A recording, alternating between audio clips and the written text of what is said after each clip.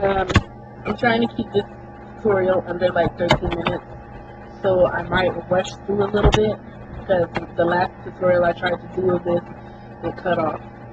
So, I'll try to hurry. I found this picture on DeviantArt. I thought it was funny, so I went ahead and imported that.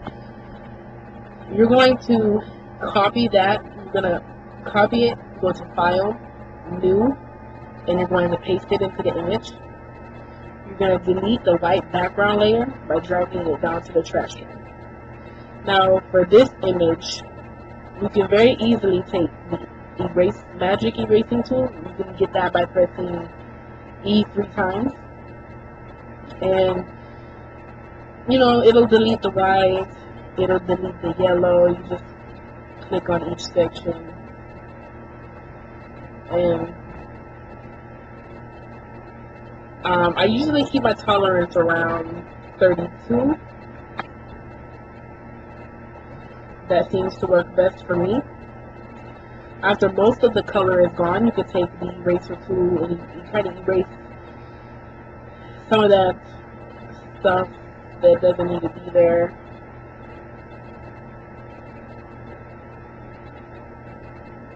You know, you basically just want if you don't know if you got everything, the easiest thing that you can do is make a new layer underneath layer number 1.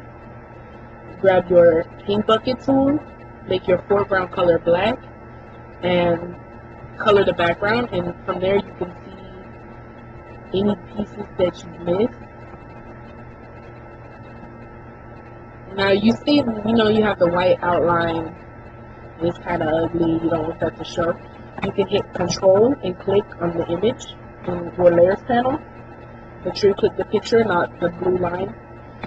Go to Select, Modify, Contract. I'd probably put 1. Hit OK. Hit Control, Shift, I. Hit Control, Shift, and I. And hit Delete. And then you see that jagged edge has kind of gone away. You don't see that yellow edge anywhere. And then there's going to be a few places where you've messed up. You could just take your tool and paint the area back in. It's just a black line, so you know it's not going to kill anything. I'm picky, so I'm going to fix it.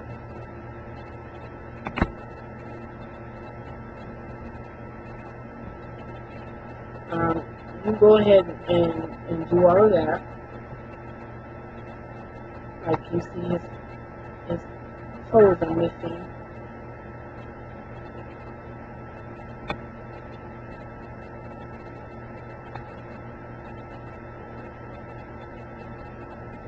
Alright, so there you have your basic background. Now what you're going to do is you're going to want to add your text. So you hit your text button.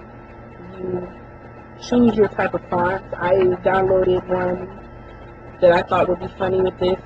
It's called Fatso Caps. You click, and the title of the picture is called Get On My Face. So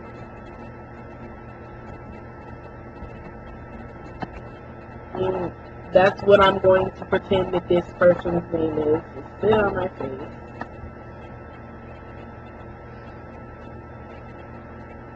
And you can put it anywhere.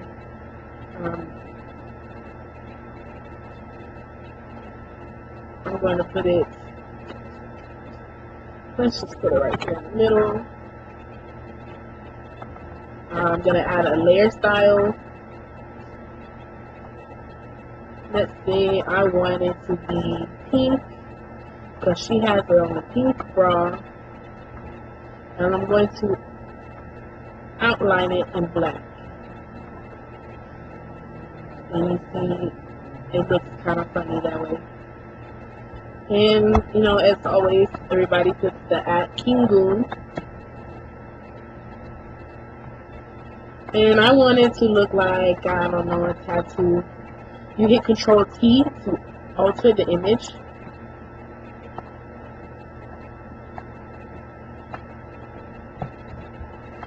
And you can hit Control Free Transform Warp if it'll work.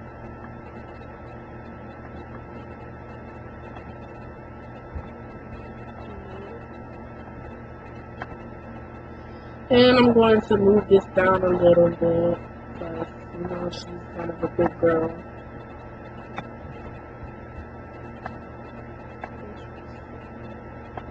I'm going to hit Free Transform to modify it, flip it around, or whatever. Now, to make it look kind of like a tattoo, I go to double click on the layer that says Action Doing, add a drop shadow, and make sure the distance is set to 0. Hit OK, and lower the opacity. Or you can set it to soft light or overlay, which is probably what I'm going to do. You can hit layer, merge visible. I'm going to add a new layer, hit shift and backspace, make it 50% gray, add soft light in your layers panel. And I'm going to add just some dodgy highlights to the photo. You know, make it look a little more in depth.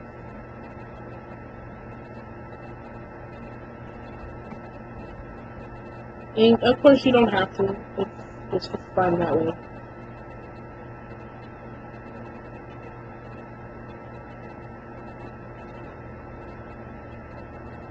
And you do the same thing if you want to add a little bit of darkness to it. And if you want to erase everything else, you hit Control and click the picture. And then again, you hit Control Shift I, hit Delete, hit Layer, Merge Visible. Do not flatten the image. Merge Visible. And then you can save your image as fatty, you know, whatever you want to save it. And make sure you do not flatten it, because if you flatten it, it will leave a white background and then it's going to look funny. So that's how you do that's a quicker version of how you do it. I'll post another version on how to take the pen tool and cut around every edge of the photo in order to cut it out instead of using the eraser tool. Alright, if you have any questions or comments, let me know. I'll be glad to help you.